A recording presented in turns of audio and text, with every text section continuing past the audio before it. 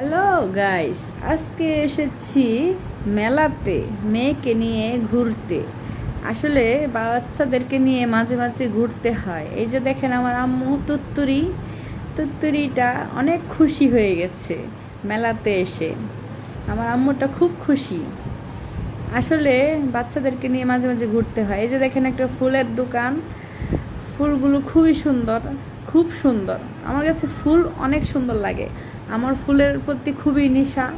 এই যে দেখেন মেলাতে বিভিন্ন ধরনের জিনিস আছে, কিন্তু সব থেকে বেশি ভালো লাগছে আমার ফুলগুলো আমি যদি সবগুলো নিয়ে যেতে পারতাম তাহলে নিজেকে ধন্য মনে করতাম।